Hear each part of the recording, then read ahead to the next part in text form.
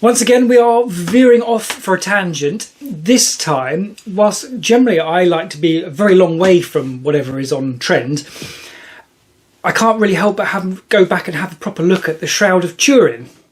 I realise that's not particularly current, the thing's very old, but a lot of the talk of it is kind of current. So at the same time, it's kind of relevant to what we're talking about this whole project. So it'd be kind of silly to me for ignoring it just because it's being talked about currently. I've known vaguely about the existence of the Shroud for quite some time. I don't know how long, vague, but very vague. Same with the crown of thorns that was supposedly Jesus wore on the cross, and the Holy Grail being the bit for the Last Supper and caught the blood and all the rest of it. All of those were in a bracket in my head of like, yeah, okay, what are the odds of those are real? And don't get me wrong, I realise there are some Catholic areas that take that extremely seriously. I'm not meaning to knock that, but it seems to me extremely unlikely that any of that was real. But the Shroud of Turin seems to have reached that point where there is actually some serious evidence to be worth looking at, and therefore by my own sort of rules, as it were, I can't really ignore it.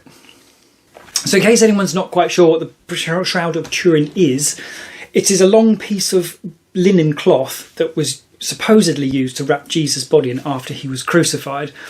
And there are some remarkable parallels between the marks on the cloth and the biblical description of how he was killed. Or rather, that kind of makes light of it. It's so good in terms of the match between the markings and the description that it begs the obvious question is, did someone come up with this thing later on as a fake based on the biblical accounts? There's also this weird extra factor that when it was first photographed, I believe it was in 1898, more stuff that you can't see with the naked eye comes out in the photo. And then later on, more sophisticated photo development techniques brought out even more, such that there's a fairly detailed image printed on this thing. And that adds even more detail, which also still corresponds with the biblical account of how Jesus was killed. On top of that, this image that's there to be picked up with the right instruments, as it were, scientists today can't figure out how you would make it, how you would put it on the cloth. So it's been known about for over 100 years, so they obviously wouldn't have had the science to have done it then.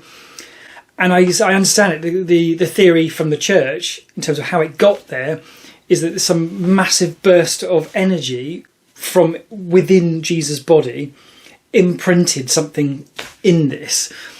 And yeah, it's just completely nuts, isn't it? I mean, science just has nothing. Can't look and say, yeah, we could do it with this and this and that, and no, nothing. Couldn't do it. Could not be done. So yeah, bit weird, but kind of needs looking at. I actually stumbled across the detail of some of this information a couple of months ago and looked at it. It was very interesting.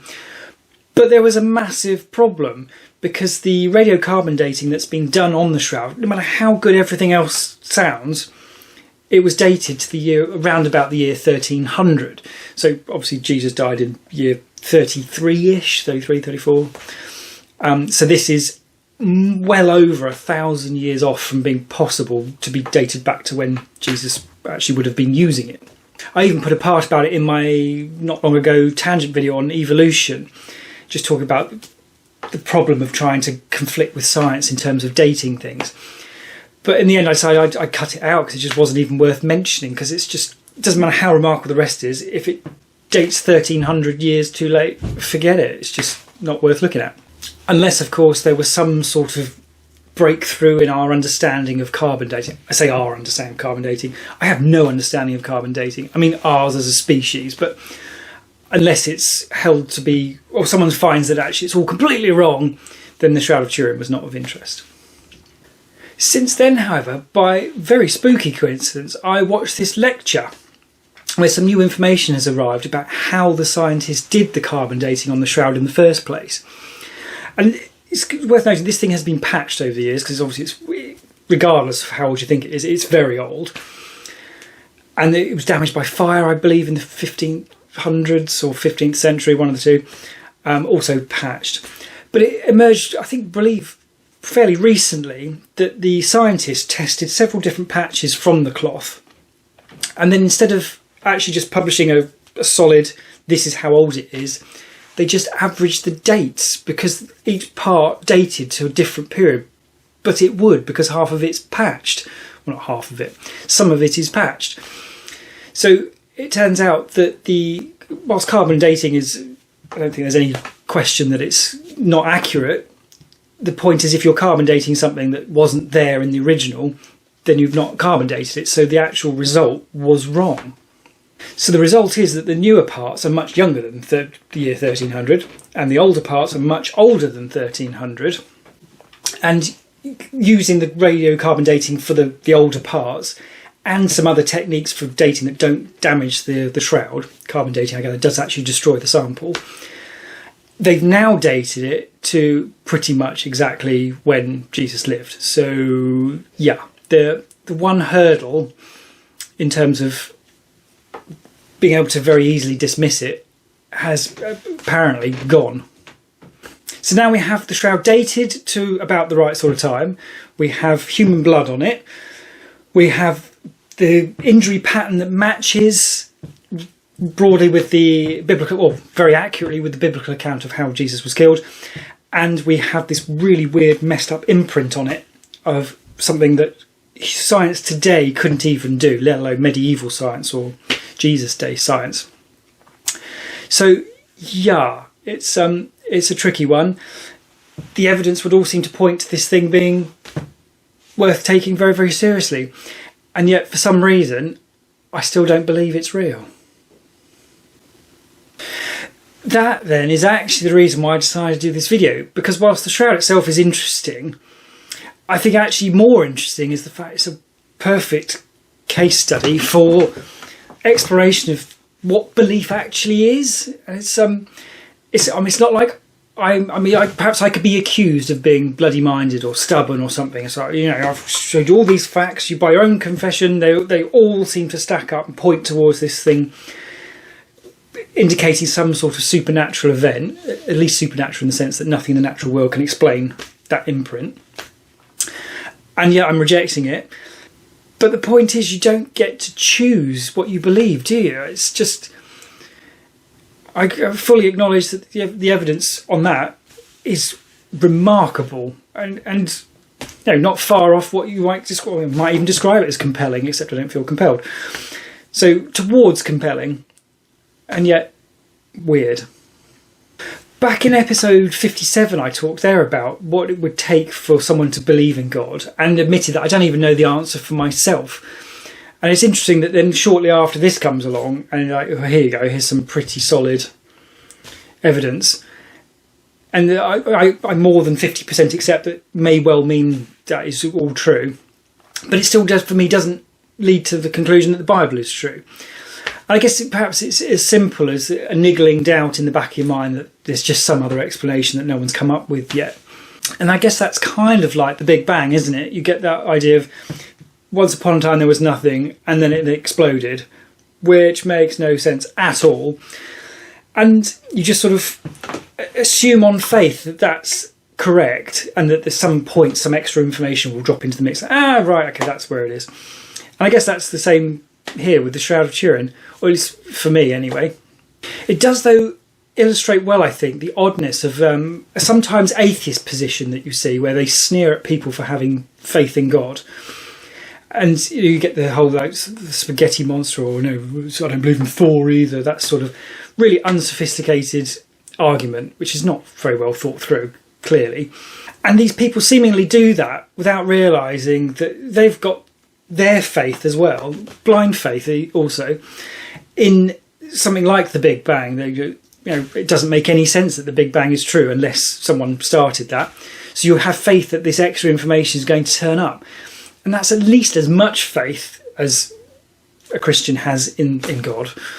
So, yeah, it's a really interesting one. And unfortunately, I'm going to have to put the Shroud of Turin, for me, in that sort of Big Bang bucket of something that, okay, it does need an explanation.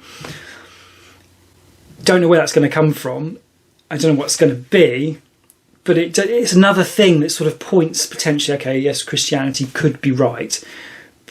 And it's on its own right. I guess you can't give it enough prominence to settle that, I suppose. I've come across this idea that there's basically sort of two parts or two levels to belief in God. One being a sort of a fact-based thing where you rationally accept, the universe is here and the Shroud of Turin or whatever, and consciousness, that sort of thing. You believe the Bible is true, so objectively it seems true. And then it obviously doesn't work for everybody. And then on the other side, you've got what I believe is like the higher type of proof, I suppose, where we have a sort of a personal experience of God. That second higher part is the part that I'm particularly sceptical on, just because human beings, our own feelings on things are so unreliable. So just to sort of, I feel like it's true, therefore it is, I can't work with that. It just doesn't make any sense to me that it would make sense to rely on it.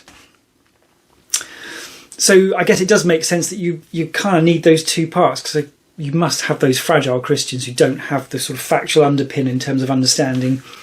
Have they actually read the Bible, studied it, and got a good idea of the surrounding issues to underpin it, or are they just relying on the fluffy thing? And then there's people like me who's going through reading the Bible and go, okay, this is interesting, Shroud of Turin, okay, that sort of looks okay, but completely lacking the personal side of it. But given that you can't choose to believe, you kind of have to have that other part, surely, otherwise you're not going to get there. And I don't really understand at all how that's supposed to work. I guess perhaps why some of the Christians who've watched this have said, you need to go and get some help and all the rest of it. It's like, I'm just reading a book. I'm just going to read the book. And then we can talk about help afterwards. But yeah, so Shroud of Turin, hugely interesting. Very, I could use the word compelling again, even when it's not compelling. But basically compelling. I think you'd really struggle to argue for it any other way. I googled it on Wikipedia and it's missing half the information on there, or it's out of date perhaps. So yes, that's clearly, that sort of just ignoring some of this extra stuff is clearly happening as well. But yeah, so if you actually take all the up-to-date data and you've looked into carbon dating problems and actually the redating, it's yeah, I don't really know what to do with it, but I guess for now it's going there, sitting next to the Big Bang in the to-do list and trying to figure out another way.